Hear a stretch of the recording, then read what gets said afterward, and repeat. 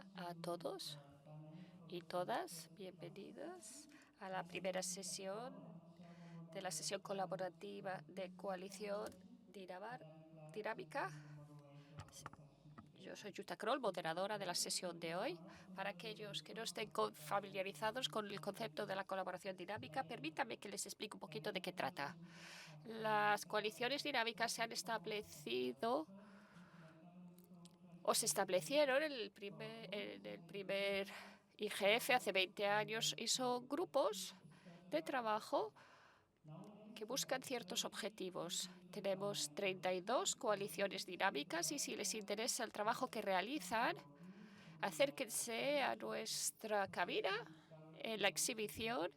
Estamos justo enfrente de la entrada de la sala plenaria para consultar con nosotros. Hoy tenemos diferentes representantes de las coaliciones dinámicas y vamos a presentar el trabajo que están realizando en relación con las tecnologías emergentes y la evolución de las tecnologías. Entonces, estamos hablando del futuro de Internet. Ahora les voy a presentar al primer panelista que vamos a escuchar.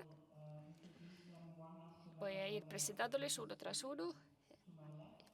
A la izquierda tengo a Tino Del Calcio, es co-líder de la Coalición Dinámica para Tecnologías Emergentes. Esto significa que es la persona más apropiada para hablar del tema de hoy y le voy a ceder la palabra ahora. Adelante, Tino. Muchas gracias, Jutta. Me alegra estar aquí para poder compartir con ustedes la experiencia que hemos tenido en nuestra coalición dinámica y además hablaré acerca de mi trabajo como director de información del Fondo de Pensiones de las Naciones Unidas y hablaré de cómo nosotros hemos participado para cumplir con el mandato de la misión del IGF. Brevemente, entonces, el trabajo que hemos realizado y el significado de nuestro trabajo de la Coalición Dinámica para Tecnologías Emergentes. Nosotros reconocemos que cuando estamos tratando de tecnologías emergentes, también estamos tratando con estándares emergentes.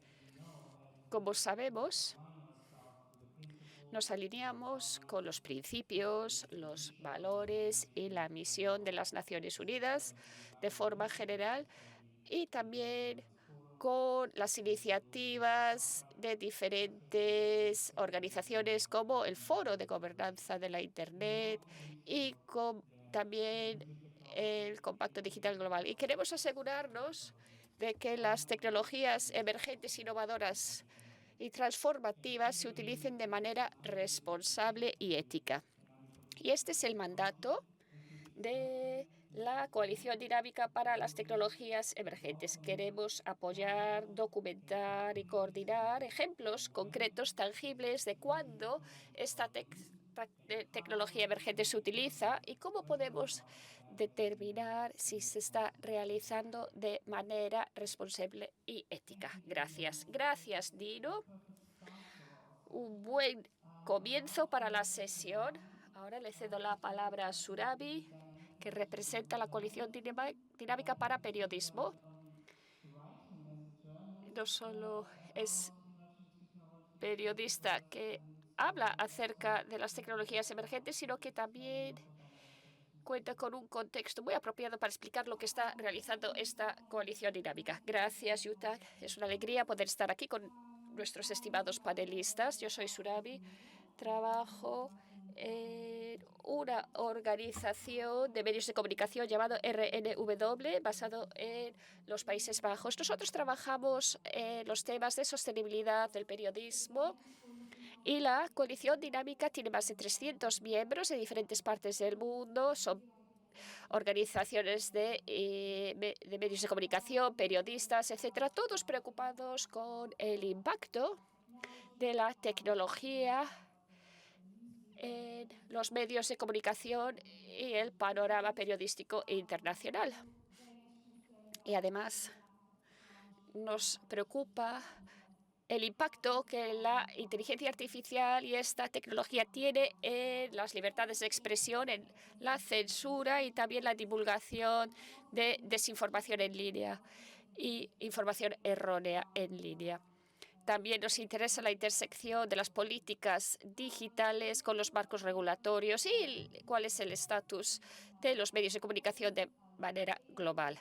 Entonces, nosotros lo que hacemos es redactar informes, recopilamos datos, evidencia que comparten con nosotros nuestros miembros y analizamos cómo las normativas están impactando en las organizaciones de medios de comunicación y en los periodistas. Acabamos de publicar un informe, tengo aquí una copia, y este informe evalúa el impacto de la inteligencia artificial en las organizaciones de medios de comunicación y en los medios de comunicación independientes.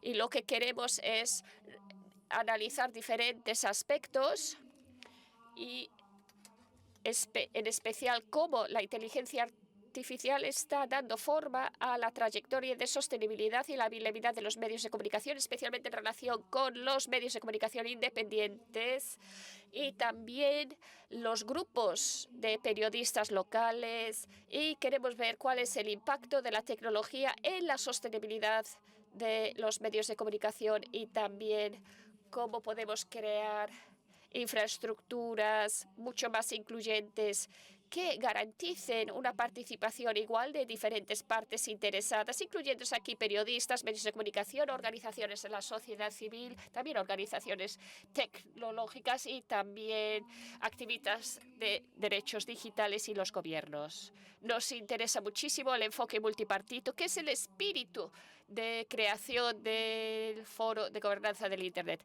¿Cómo podemos asegurarnos de que este proceso de incluir a diferentes partes interesadas no solo se refleja en el proceso de cómo se forman las normativas, sino también en los resultados? Y yo profundizaré en este tema un poquito más tarde al continuar con las discusiones. Muchísimas gracias, Surabhi. Ahora le paso la palabra al doctor Rajendra Pratap Gupta, aquí a mi derecha, que tiene experiencia en la economía digital y que va más allá de las coaliciones dinámicas, ya que ha organizado diferentes proyectos para los parlamentos y espero que pueda vincular un poco su intervención a lo que nos acaba de decir Surabhi en relación con el uso ético de las nuevas tecnologías emergentes.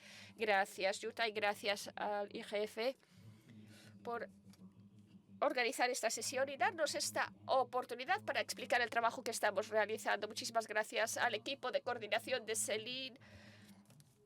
Gracias por organizar esta sesión. Ya tenemos 20 años, casi somos adultos, y ahora tenemos que ser responsables a la hora de dar forma a los cambios. Como alguien que impulsa la coalición dinámica sobre la economía digital, siempre hemos abordado lo básico, pero la narrativa ha cambiado hacia la inteligencia artificial, pero todavía hay 2.600 millones de personas que no tienen acceso a Internet. Eso significa que se ven excluidos de la economía actual y de este mundo digital en el que vivimos. Si los excluimos, no solo pierden ellos, sino que nosotros también perdemos. 2.600 millones de personas, un tercio de la humanidad. Si también se pudiera incluir a esta gente, podríamos crecer de manera excelente como economía. Y como dije en Berlín hace algunos años, es un número reducido de empresas de gran tamaño las que están ejerciendo de motor de Internet. Si queremos democratizarlo, necesitamos un gran número de empresas pequeñas. Para mí, esta es la cuestión de la gobernanza del Internet. Yo creo que una organización como la nuestra, como el IGF, y el trabajo maravilloso que realizan las coaliciones dinámicas pueden ayudar a alcanzar esto. Es ético que hablemos acerca de qué es la inteligencia artificial. Se habla mucho acerca de cómo puede aportar eficacia a nivel individual, pero también puede dar lugar a exclusión y tenemos que tener esto en cuenta. No podemos permitir que la brecha digital continúe creciendo y debemos abordar esa situación. Muchísimas gracias, Rajendra. En relación con el título del documento que acaba de mencionar, el Internet como igualador global. Ahora le cedo la palabra a Thorsten Krauser, que va a hablar acerca de la igualdad de oportunidades para niños desde el punto de vista de los derechos humanos. Gracias, Jutta.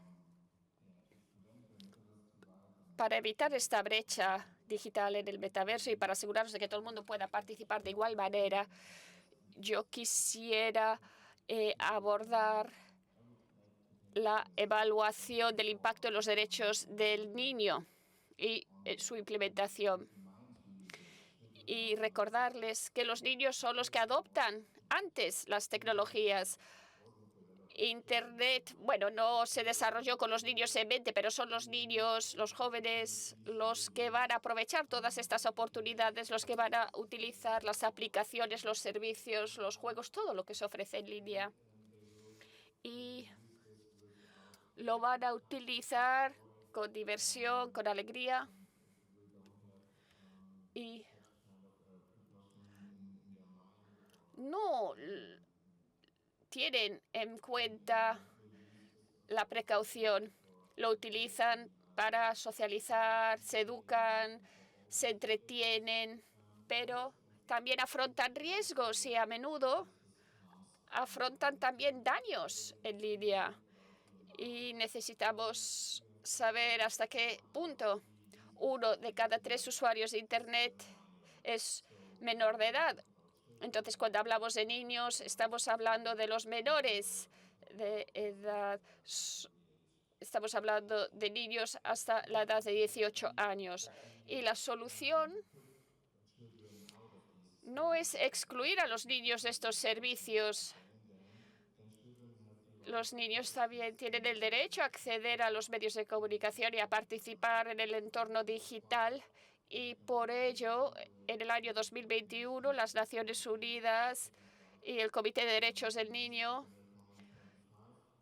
publicó este informe o comentario general 25 sobre derechos infantiles en el mundo digital y describió y ofreció orientaciones sobre cómo proteger a los niños y cómo también ofrecer provisión en relación con su participación en Internet. Decir que Internet se creó sin tener a los niños en cuenta es verdad. También lo vemos en cuanto al metaverso y a las tecnologías emergentes. Los niños también deben poder participar en este mundo sin sufrir discriminación. Pero para esto tenemos que tener en cuenta también el bienestar de los niños, cuáles son sus intereses. Hay que tener todo esto en cuenta para poder darle forma y para poder medir también el impacto en el niño. Esto podría ser una buena herramienta. Así que lo dejo ahí. Gracias, Thorsten. Creo que esto nos ofrece el sesgo perfecto para pasar a escuchar a Janice Richardson, compañera desde hace 20 años, ya que yo también he trabajado en la coalición dinámica sobre la seguridad de los niños en línea y ahora vamos a hablar con la coalición dinámica para seguridad en Internet y estándares de seguridad. Gracias. Buenas tardes. ¿Por qué nos importa la seguridad? ¿Qué es la ISC3? ¿Por qué hemos evaluado aquí los estándares de seguridad? Los estándares de seguridad se encuentran en el centro. La ISC3 es un poco diferente del resto de las coaliciones dinámicas, ya que tenemos diferentes grupos de trabajo. Normalmente hay 8 trabajando a la vez para que podamos profundizar en diferentes aspectos. Por ejemplo, en relación con computación, el Internet de las cosas, abastecimiento. Estos grupos de trabajo conjuntamente aportan conocimientos e intercambian ideas y cuando consideramos Internet, uno de los principales problemas es que todos estamos trabajando en nuestras agrupaciones, en nuestros silos. Y, por ejemplo, la gente de seguridad cibernáutica no está hablando con los padres, los gobiernos no han escuchado las voces de los usuarios y sabemos que los usuarios son el eslabón más débil en la cadena de seguridad. Entonces, mi grupo de trabajo es educación y capacidades. Nosotros hemos llevado a cabo un estudio y hemos identificado una brecha enorme entre lo que espera la industria y lo que se está aprendiendo, lo que están aprendiendo los estudiantes universitarios. Hay muchas brechas, muchas lagunas, y creo que la solución es que trabajemos de manera más estrecha en hubs o en centros para compartir información, aprender los unos de los otros. Y esto no está ocurriendo, pero es estupendo estar aquí porque parece que sí, aquí sí que está ocurriendo por primera vez. Muchas gracias, Janice. Dicho esto, le cedo la palabra ahora a nuestra panelista más joven que se conecta en línea. Ya le veo, Anrit Kumar tiene la palabra. Muchas gracias, Yuta, y compañeros que han organizado la sesión de hoy. Y también hola a los participantes, tanto que se están conectando de manera remota como los que están en persona. Primero, quisiera hablar de la coalición dinámica y el trabajo que estamos realizando. El nuestro es el de la juventud. Y la base de nuestro trabajo es entender que los adolescentes no son usuarios pasivos. Participamos en diferentes plataformas sociales, en diferentes comunidades y le estamos ayudando a dar forma a las plataformas como creadores y como partes interesadas. Hay muchas variables que impactan en los adolescentes y la manera en la que trabajamos en los espacios digitales. Y es aquí donde opera nuestra coalición dinámica. Estamos hablando de la innovación de las diferentes tecnologías. Es importante entender quién está dando forma a estas tecnologías y también que la exclusión que está ocurriendo en base a barreras estructurales basadas en la edad, y esto es algo que veremos en profundidad un poquito más tarde, pero es algo de lo que nos gusta mucho hablar. Gracias, Amrit. Jochen me ha pedido que inicie el diálogo entre Amrit y el doctor Rajendra, porque el doctor Rajendra me ha dicho que quiere hablar acerca del temor de perderse las oportunidades que existen con las tecnologías en evolución.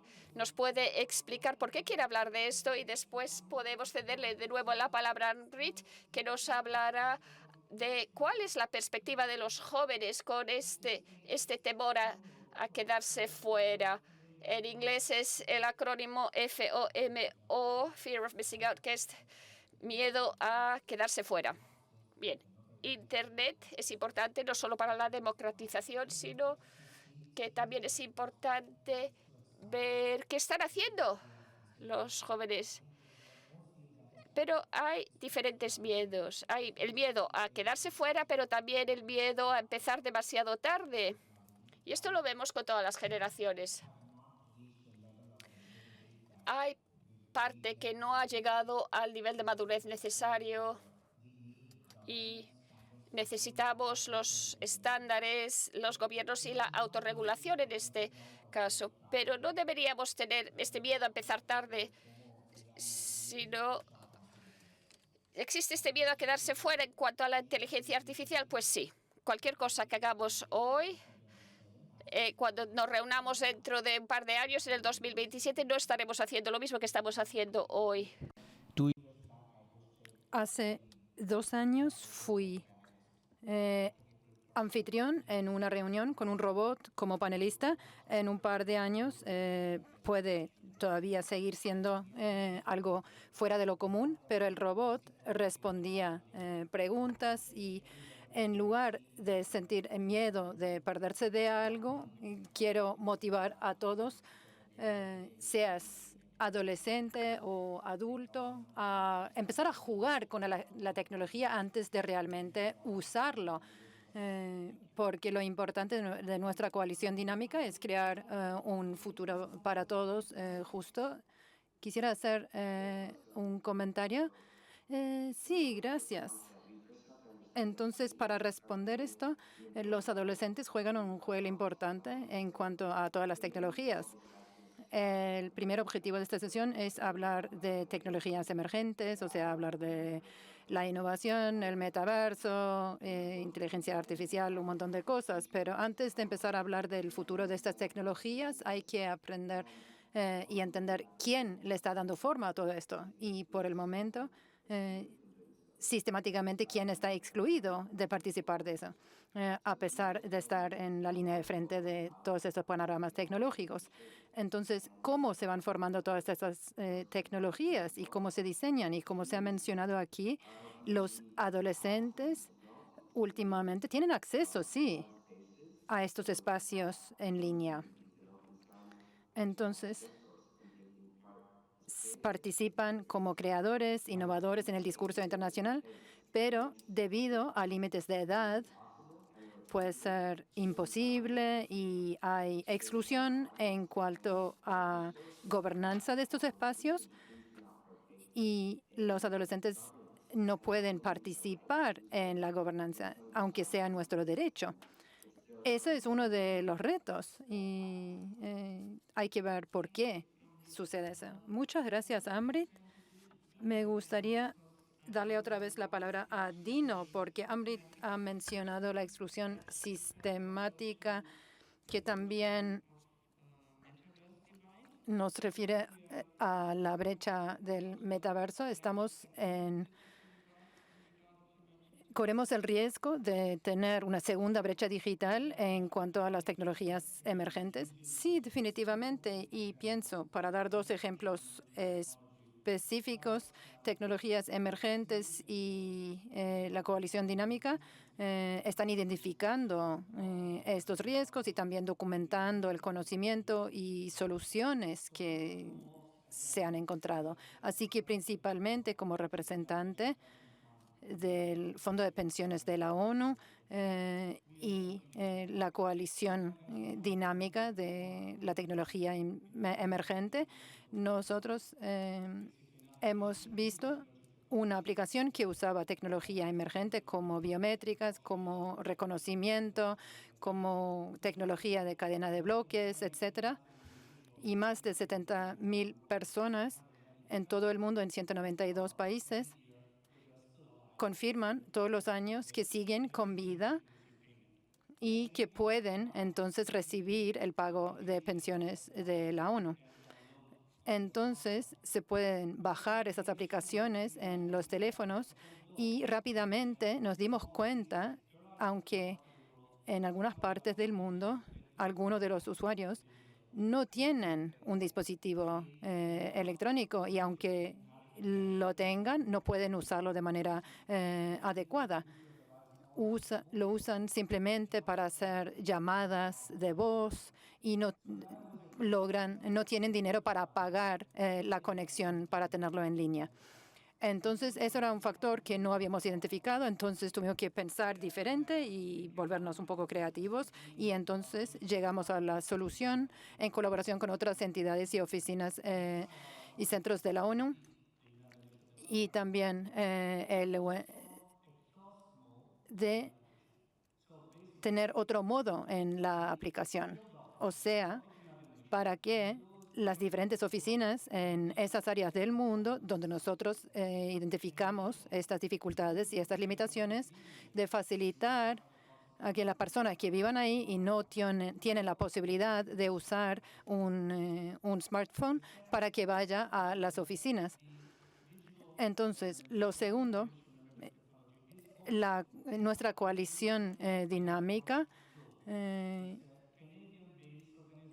trabaja con una organización de base en Canadá, en Vancouver, que experimentan con el uso de tecnologías emergentes en la población indígena, y también llegaron a una situación donde integrantes de esas poblaciones no tienen acceso a servicios públicos de salud. Y entonces empezaron a experimentar con una solución de sensor remoto donde se puede hacer una especie de diagnóstico que se puede enviar a diferentes proveedores de ese tipo de servicios para que la gente reciba los mismos. Entonces, todavía estamos viendo que sí hay una brecha digital, pero hay formas de resolver esto. Muchas gracias. En cuanto a estas soluciones que vienes describiendo, muestran cierta creatividad, pero siguen cumpliendo con los estándares que pide las coaliciones dinámicas. Y en cuanto a seguridad, ¿qué dice? Bueno, ¿qué son los estándares y por qué importan? Porque debían ser como directrices para la manera en que las tecnologías emergentes se desarrollen. Y tienen que ser muy flexibles para motivar a la innovación, pero también se tiene que conocer bien y lo tiene que asumir no solamente la gente que está desarrollando la tecnología, pero también todos nosotros. Muchas veces visito escuelas y pido, ¿puedes citar 5 de los derechos humanos? Y tengo dificultades para encontrar a alguien que realmente los pueda nombrar. Y creo que lo mismo aplica aquí, que los estándares, los derechos son importantes, pero ¿de qué sirven si la gente no los conoce o comprende? Y realizamos un estudio hace 3 años que acabo de mencionar, ¿no? Y ahí vimos algo muy interesante. En la industria tecnológica y de ciberseguridad, muchos jóvenes no entienden la arquitectura del Internet, de la nube, porque todos somos como usuarios superficiales que no comprendemos realmente qué está por debajo de esa superficie. Entonces, yo pienso que es otro tipo de brecha, y creo que la mayoría de nosotros, o sea, muy pocos entendemos cómo está construida la Internet, qué sucede si hago esto, si hago lo otro. La gente que no entiende el impacto que tiene Internet y que la tecnología digital tienen en sus vidas, ellos son los que se van a quedar atrás en esta brecha.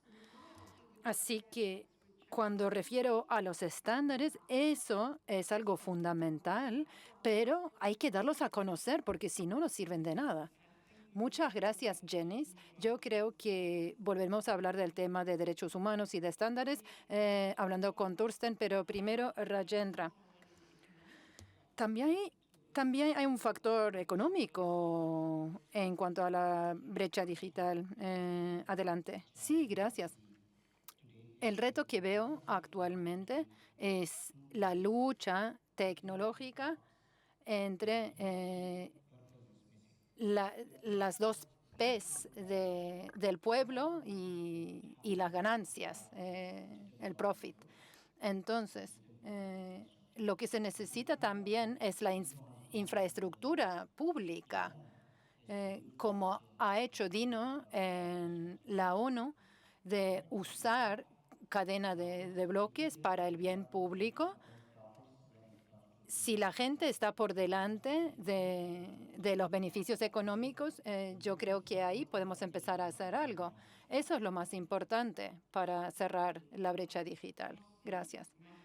Entonces, gracias. Adelante, Thorsten. Mi pregunta es cómo preparamos a los niños para el impacto de los algoritmos del futuro, que se pueden ver también influenciados por esta brecha en la que no todos tienen acceso a las mismas oportunidades. Bien, antes que nada, cuando sea posible, me gustaría referir a lo que se dijo aquí antes. Pero bueno, tanto los niños como los adultos muchas veces no conocen sus derechos y cuáles son los derechos que existen. Pero los niños no saben necesariamente que sea un derecho, pero si expresan sus sentimientos, sus opiniones, se manifiesta como un derecho, aunque no estén conscientes de que sea así, si me entienden. Pero ¿cómo preparar a los niños para que ellos... Educar a un niño en el mundo de hoy quiere decir educarlos de una manera que incluya la alfabetización digital también. Está esa obligación de prepararlos para que puedan trabajar, usar y darse cuenta de qué son estas herramientas.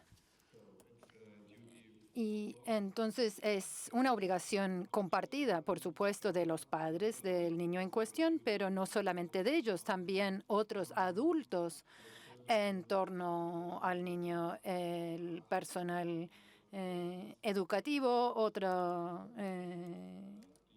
personal de diferentes servicios, de varias organizaciones, empresas que ofrecen las aplicaciones, juegos, etcétera, etcétera.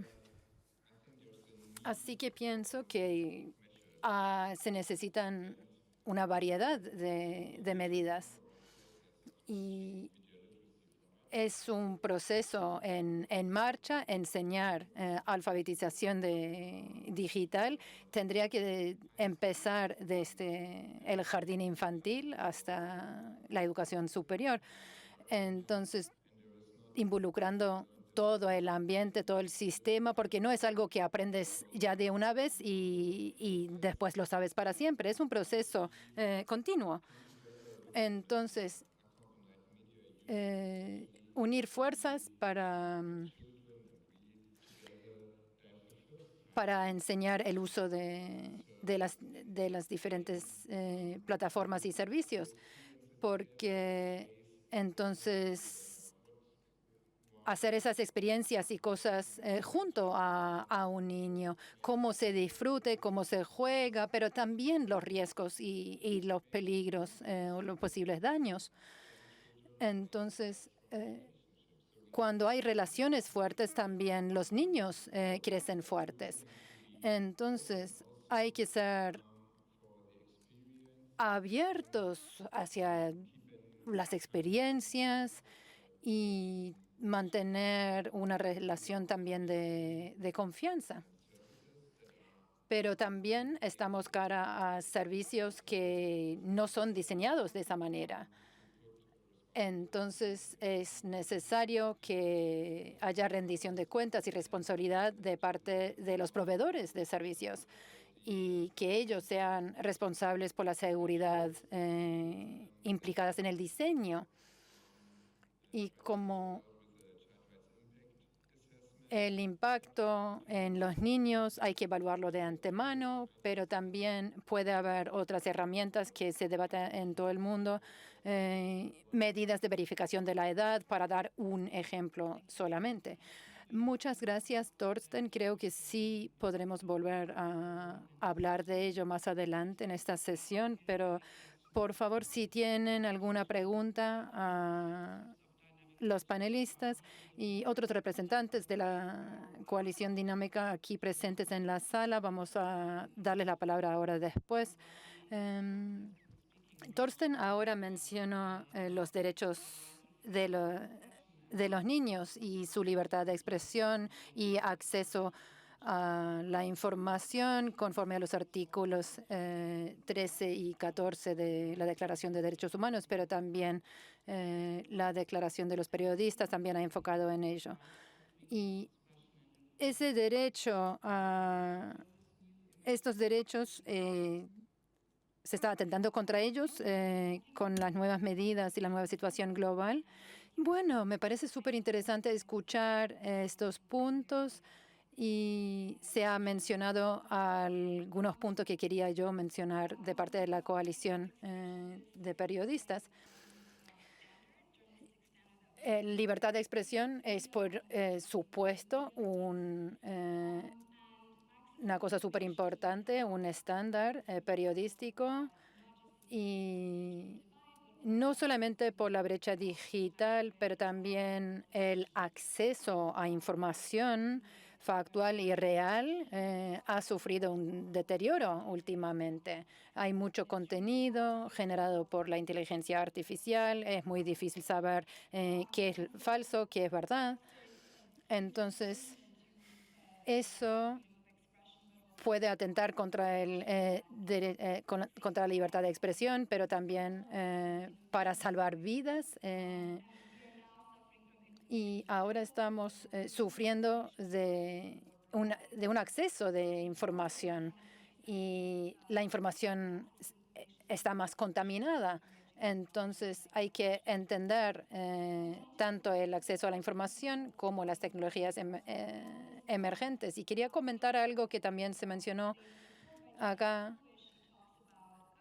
un artículo que apareció en nuestro último informe de Jenna Fung, donde ella habla del acceso a la información y noticias de la generación Z en redes sociales. Y ellos sí sienten el temor de perderse de algo. Hay que reconocer que ellos no necesariamente tienen acceso a la mejor información que hay. Y faltan los matices en cuanto a eso. Hay falta de perspectivas. Muchas veces lo que reciben y lo que opinan es como un eco. Entonces, ellos también tienen que formar parte del proceso cuando nosotros vamos a decidir cómo se van a gobernar estos ecosistemas y cómo se puede regular el contenido generado por inteligencia artificial dentro de los espacios en Internet. Y otra cosa a mencionar acá es en cuanto al uso ético de la inteligencia artificial. También hay mucha presión en las diferentes entidades periodísticas para que empiecen a usar herramientas de inteligencia artificial. Entonces hay que dar un paso hacia atrás, pensar un poco sobre la ética y cuáles podrían ser las implicaciones de esas herramientas. Cuando no tienes espacio, recursos o tiempo y para realmente pensar cómo funcionan estas herramientas, quiénes están detrás, de dónde viene el dinero, cuáles son las empresas. Entonces, pueden ser controversiales y muy provocadores, pero es importante hacerse esas preguntas para entender cómo empleamos esas herramientas, y todos como consumidores y sobre todo como periodistas hay que entender estas perspectivas, y vamos a volver probablemente a hablar de ello, pero sí tiene implicaciones a largo plazo y lo estamos viendo en la situación de acceso a la información y la libertad de expresión. Muchas gracias por estas ideas sumamente relevantes, y pienso que en relación con los periodistas se ha hablado de estar bajo presión, pero también son guardianes, digamos, en cuanto al acceso a la información. Así que es una función doble, ¿no?, la que tienen. Si volvemos a Amrit, como adolescentes en general están en la situación, en una situación perfecta de ejercer sus derechos en cuanto a la libre expresión, o dónde están las barreras, dónde está la brecha. Bueno, yo pienso que se puede mirar esto desde una perspectiva de derecho. Como se ha hecho mención antes, tenemos los derechos del niño y los derechos humanos. Entonces, hay un derecho a la participación, al acceso de información. Entonces, dentro de estos marcos y los modelos de gobernanza, hay vías por las cuales pueden participar los adolescentes. Entonces, algunos retos es que diferentes instituciones multipartitas excluyen a los adolescentes, y porque no se define a los jóvenes de una manera muy inclusive, porque puede comenzar a los 18 años y durar hasta los 35 años. Entonces, porque deja por fuera la mayoría de los adolescentes. Entonces, puede ser estructural ese problema y lo hemos visto a través de nuestras auditorías nacionales y regionales, como también el foro de IGF admite solamente participantes mayores de 18 años. Y esto es solo un ejemplo de cómo un innovador adolescente menor de 18 años ve cómo no puede aportar. Y esto forma parte de un patrón que hemos notado. Varias iniciativas muestran esta misma cuestión sistémica. Para participar se tiene que tener una categoría de edad o la categoría de edad no está bien definida. Esta cuestión está creando barreras que evitan que los adolescentes puedan participar en los modelos de gobernanza digital. Y yo creo que esto es una cuestión importante que sé que tiene que abordar para asegurarnos de que los adolescentes estén también representados en estos espacios.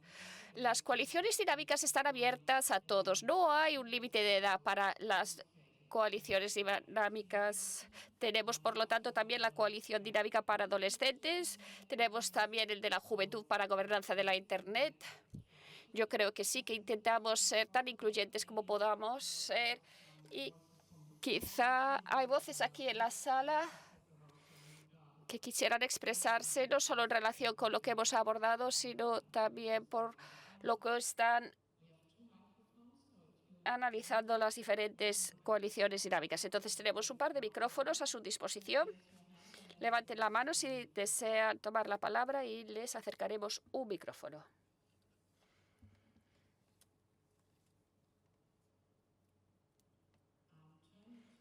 Bien. Ran, creo que es el moderador en línea. ¿Hay alguna pregunta en línea? Lo siento. Lo siento, tiene el foco sobre usted ahora. Bien. Quizá aquí alguien en la sala primero y después podemos ver si hay preguntas en línea. Para no excluirles. ¿Quiere tomar la palabra? ¿No? Ah, pensé que había levantado la mano. Muy bien. Pues entonces escuchemos ahora a los panelistas en relación con el tema de la inclusión y las coaliciones dinámicas. Adelante. Gracias. Utilizando el ejemplo que compartí con ustedes antes, el concepto de la inclusión que debe ser básico, debe formar parte del diseño ya. Normalmente, cuando hablamos de las aplicaciones digitales, hablamos de la privacidad por diseño. Pues nosotros hemos añadido a esto inclusión por diseño, especialmente cuando estemos hablando de grupos de desaventajados, como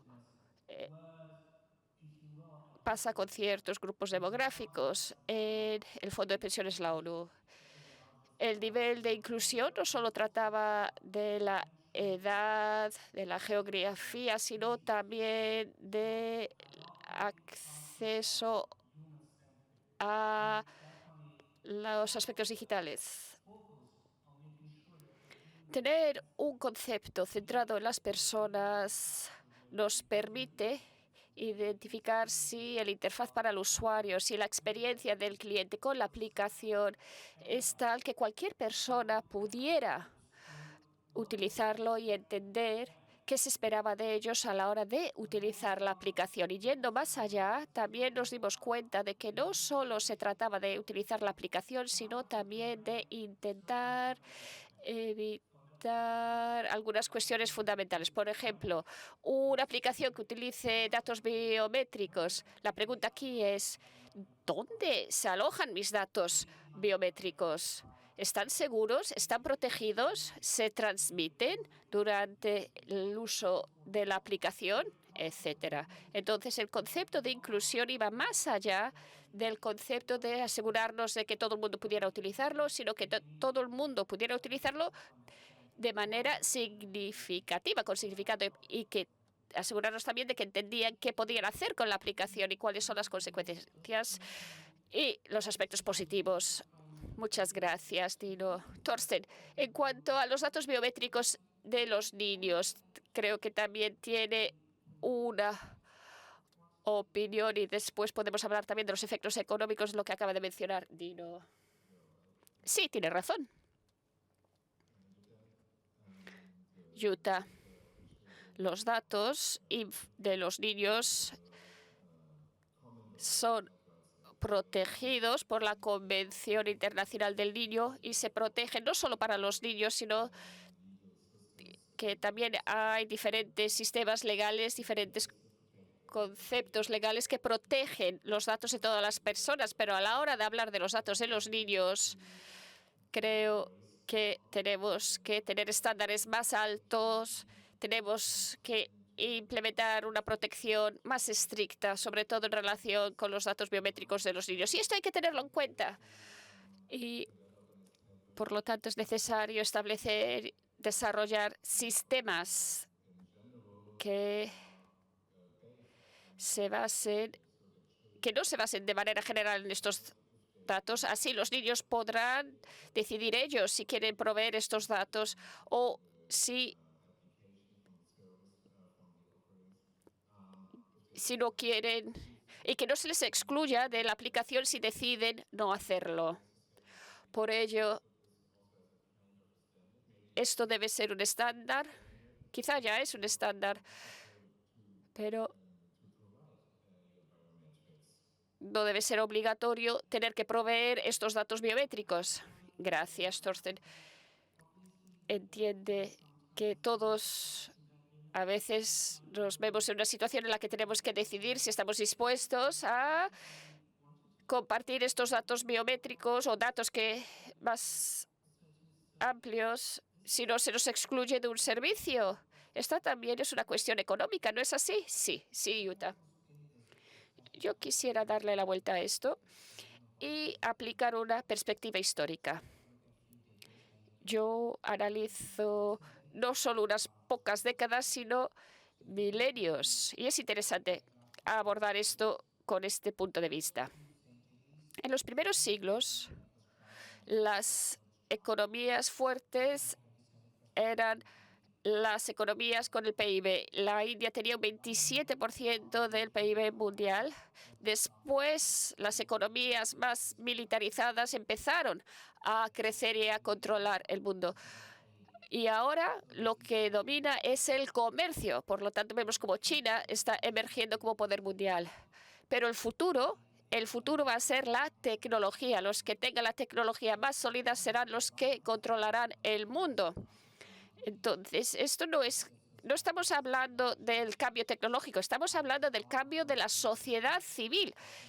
Si no avanzamos todos en la misma dirección, si no utilizamos tecnología de la misma manera, va a ser un problema para las economías. Entonces, hay que entender que esto es un cambio societal. Todo el mundo tiene que poder acceder a la Internet y utilizar la tecnología, porque la tecnología digital va a ser el futuro. Y, como he dicho anteriormente, hay un tercio de la población mundial que no tiene acceso a Internet todavía. Muchísimas gracias, doctor Rajendra.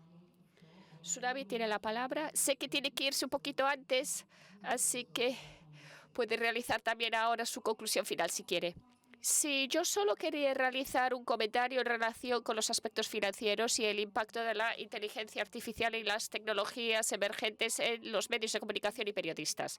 Nosotros, cuando entrevistamos a grupos más pequeños de medios de comunicación que están realizando trabajo de interés público, sobre todo en el sur global, y también a la gente que se incluyó en nuestro informe, vimos que el coste de acceder a estas herramientas de inteligencia artificial es muy cara para las organizaciones más pequeñas.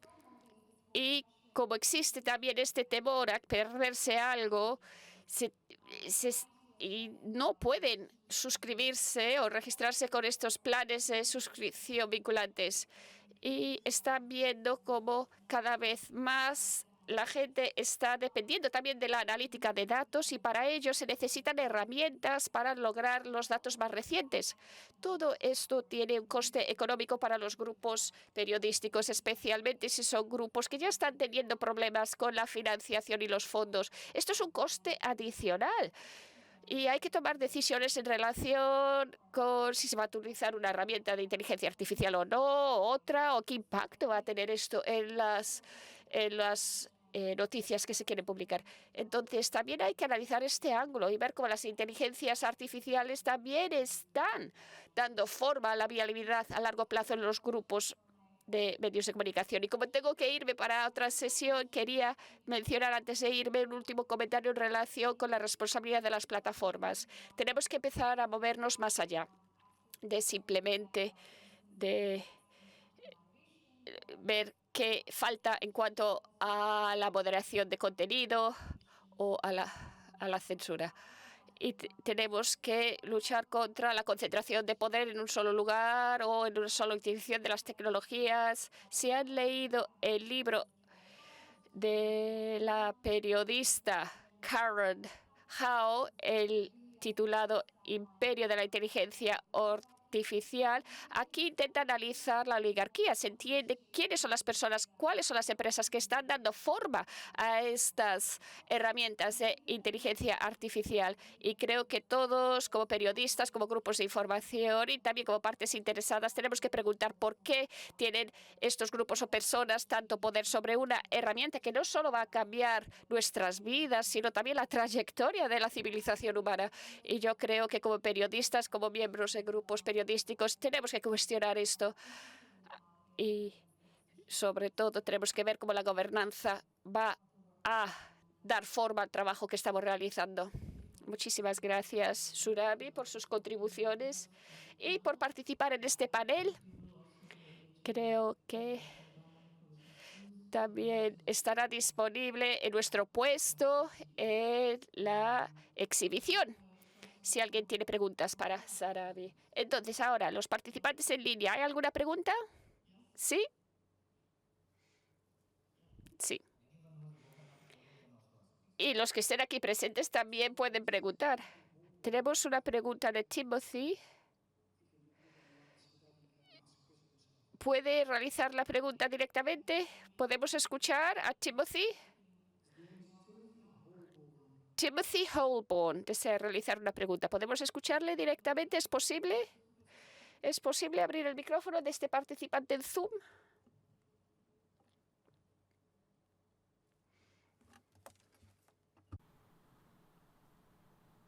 The technicians are working on it. If They can type the question. Si no, puede teclear la pregunta. Pero si es posible escucharle. Ah, le vemos. ¿Me escuchan? Puede presentarse y después realizar su pregunta. Timothy Holborn, soy de Australia. Trabajo en los estándares W3C y tecnología sin regalías para apoyar el trabajo de las personas, para apoyar también los derechos humanos y mejorar el acceso.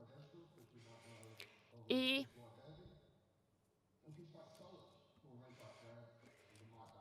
nos interesa todo este tema. En cuanto a los niños, yo creo que esto está en el centro de nuestro trabajo. Y me entristece decir que tras 15 años, estos objetivos todavía están demasiado lejos.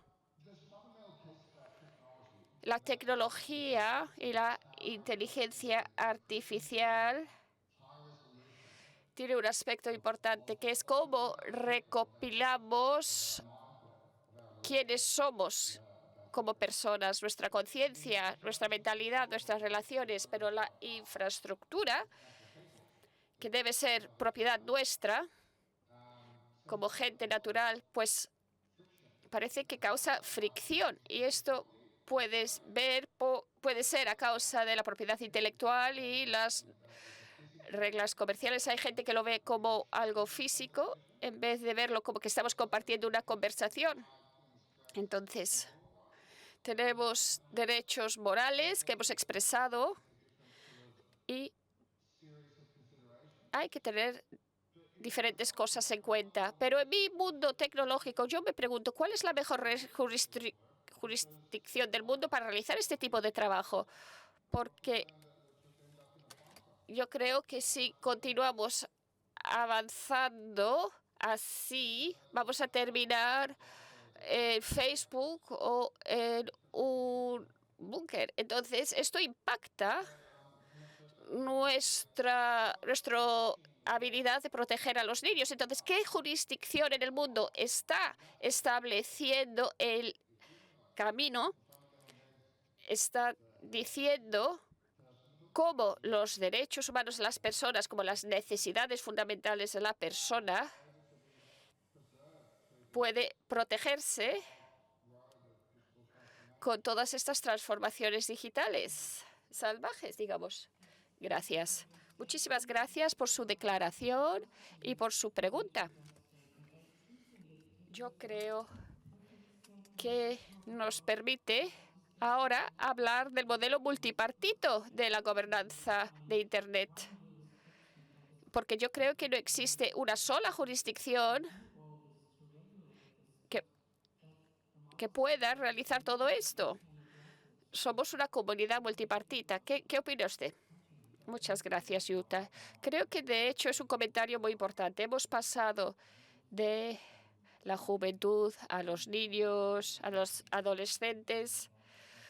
Todos los que nazcan ahora son la generación beta. Entonces, la cuestión ahora es la ética y no tanto la regulación. A veces nos centramos demasiado en los estándares, en la regulación, el reglamento, pero quizá esto es menos importante que la ética. Lo que necesitamos ahora, una ética sólida para la gente que trabaja en la tecnología. Primero tenemos que tener clara cuál es la ética y después podremos trabajar en las normativas. Muchas gracias, doctor Rajinda. Adelante, Tino.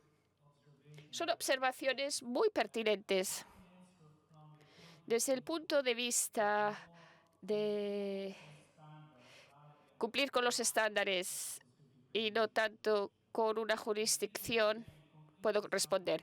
Y tengo un ejemplo concreto en nuestro fondo de pensiones en la ONU. Nosotros no estamos sujetos a ninguna jurisdicción nacional, pero sí estamos sujetos a demostrar que practicamos lo que decimos. Es decir, estos son los principios, los valores, la resolución de las Naciones Unidas. Entonces, mi compañera Janice antes subrayó la necesidad de tener estándares y también la necesidad de tener estándares que se entiendan. En nuestro caso, nosotros esto lo hemos tenido en cuenta y no solo hemos adoptado e implementado tecnologías emergentes, sino que también hemos ido más allá y nos hemos asegurado de que el uso de esta tecnología emergente se haga de manera responsable y cumpliendo con los estándares. Y nosotros certificamos la aplicación de conformidad con la ISO. Y recientemente los estándares de la ISO sobre el uso responsable de la inteligencia artificial, ISO 42101. Hay dos cosas aquí que tiene que demostrar la organización en cuanto al uso responsable de la inteligencia artificial. Primero, explicar y dos, ser transparente.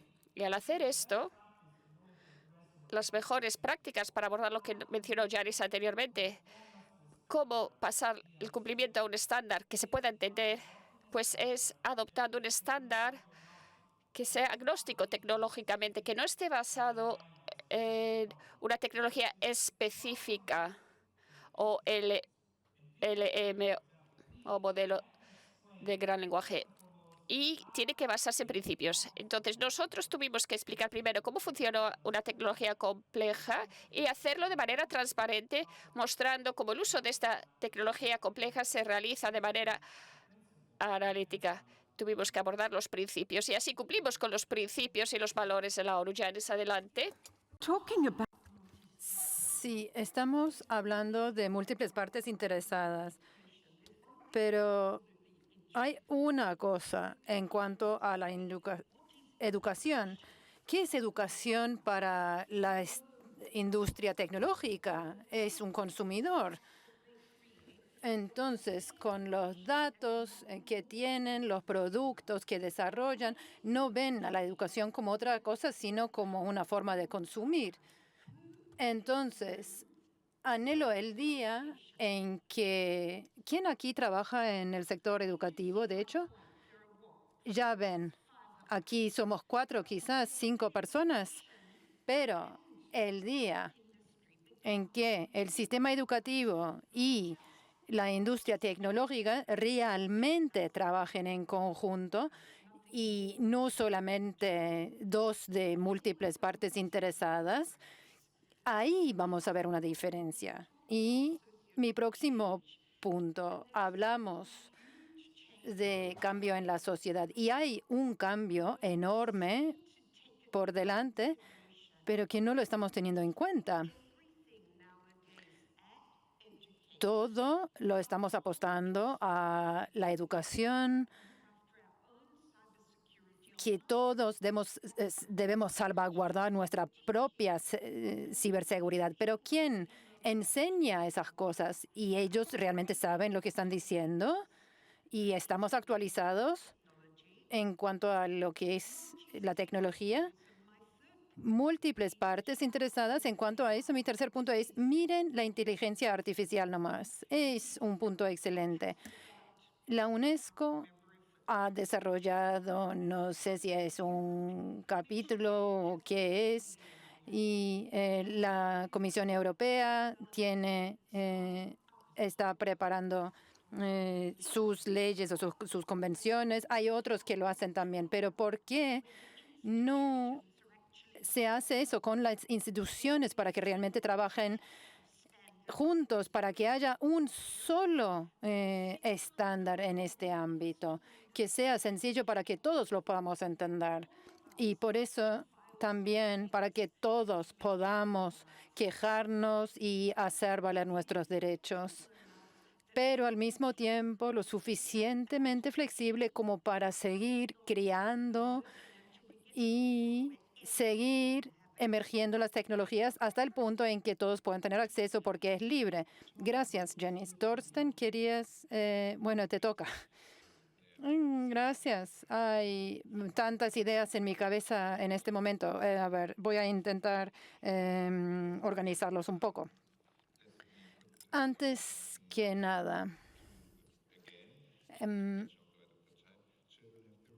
los niños tienen derecho a la participación, así que las voces de los niños tienen que ser escuchados y no solamente escuchados, sino también ser tomados en cuenta de manera seria.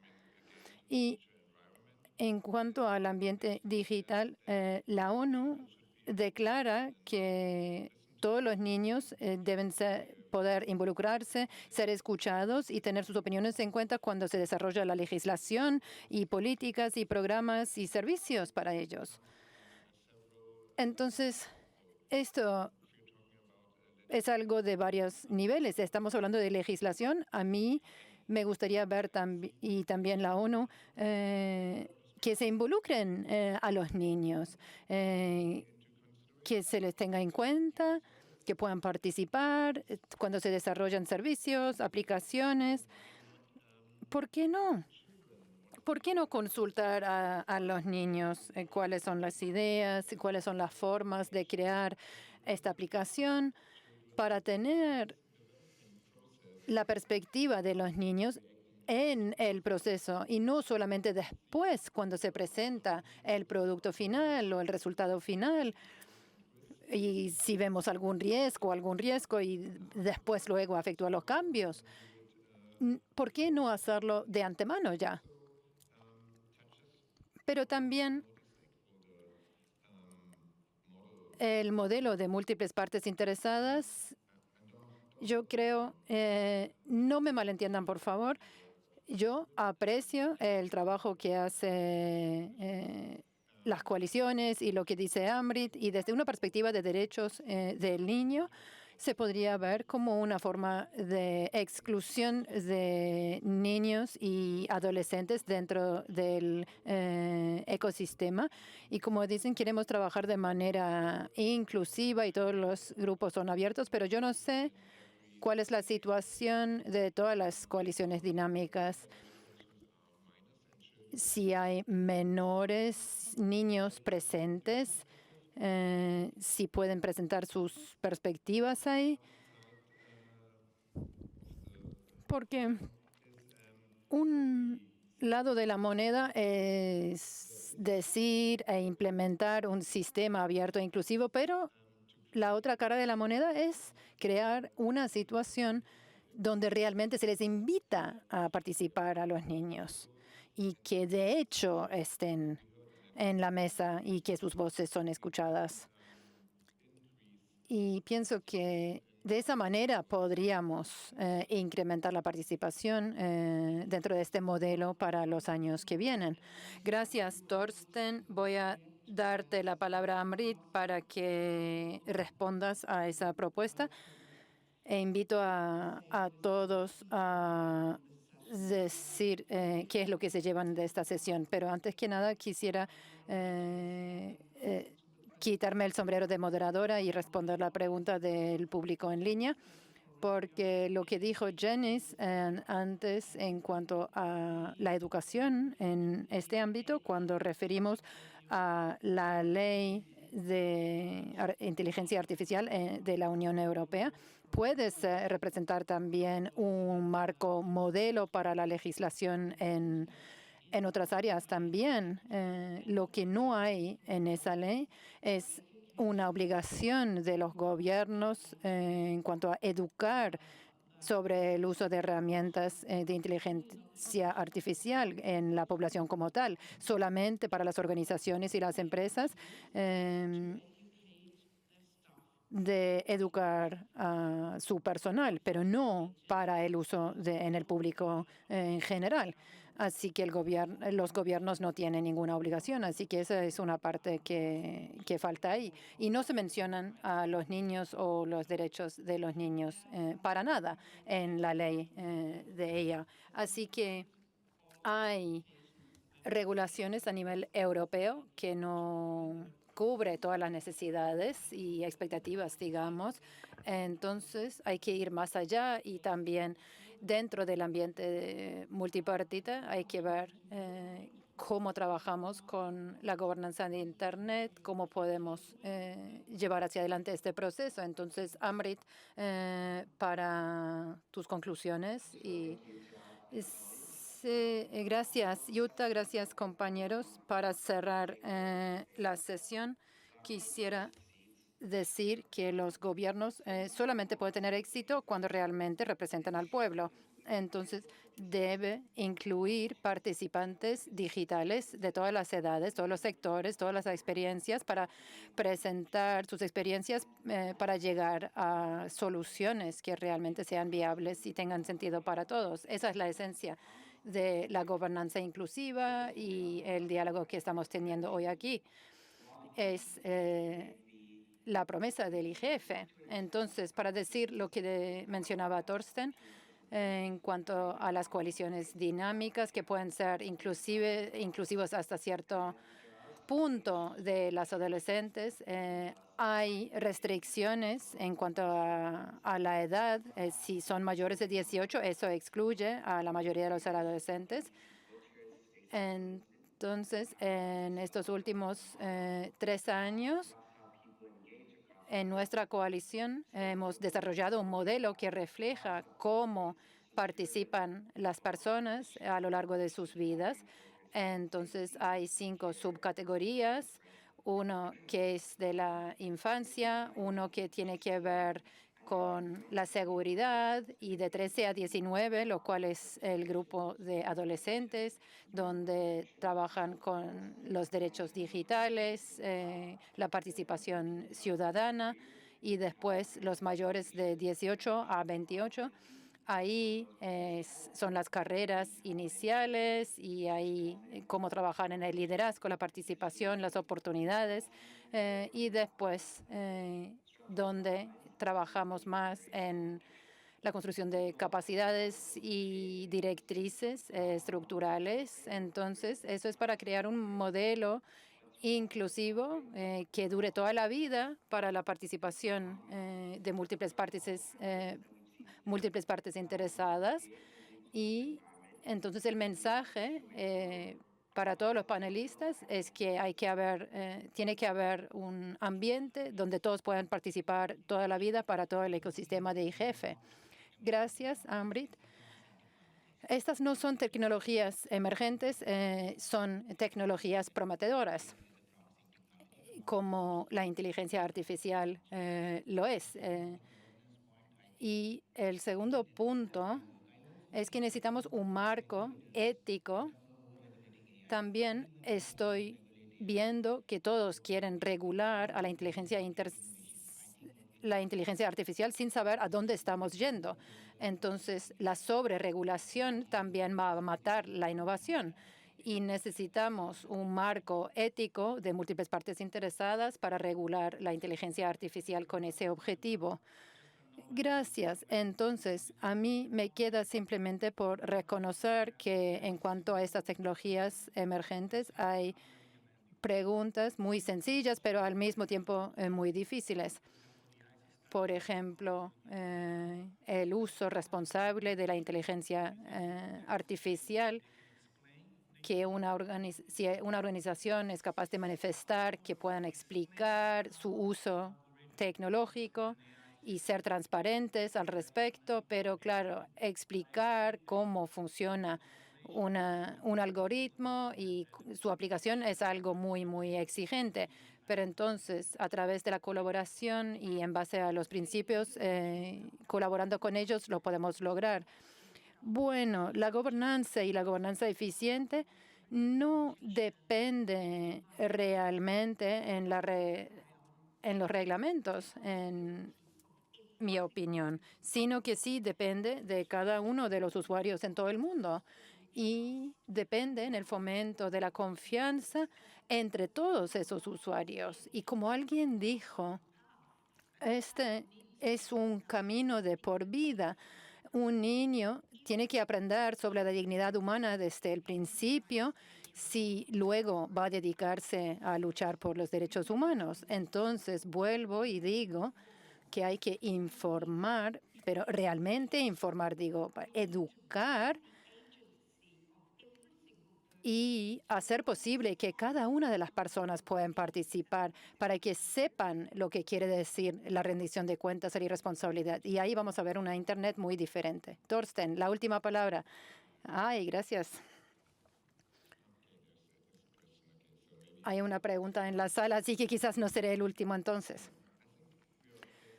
Bien, creo que tenemos nuevos retos por delante con el metaverso, con la inteligencia artificial, con las tecnologías emergentes, con Internet 4.0.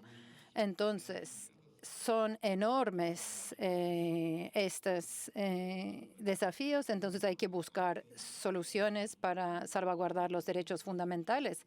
Y yo creo que las respuestas a estos retos los encontramos precisamente en los derechos fundamentales, que nos deben de beneficiar a todos y nuestros derechos deben ser respetados. Entonces,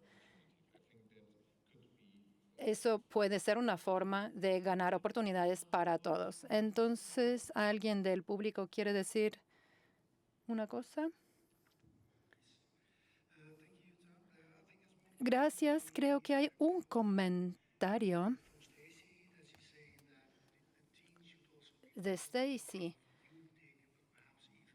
que los adolescentes también deben formar parte del IGF juvenil más que hasta ahora.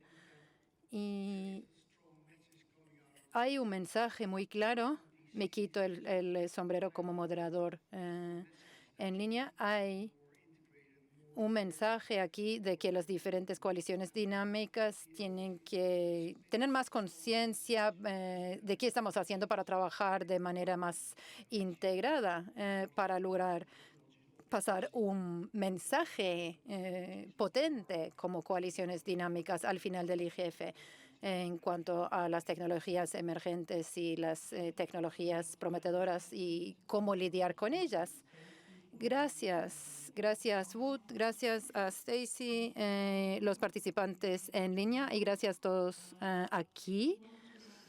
Si quieren más información sobre el trabajo que realizan las coaliciones dinámicas, pueden ir a hablar con nosotros y va a haber 3 talleres diferentes. Bienvenidos a participar. Habrá una sesión a las 9 en la sala de conferencias el miércoles y gracias a todos los que han prestado mucha ayuda en preparar esta sesión. Muchísimas gracias. Nos estamos viendo.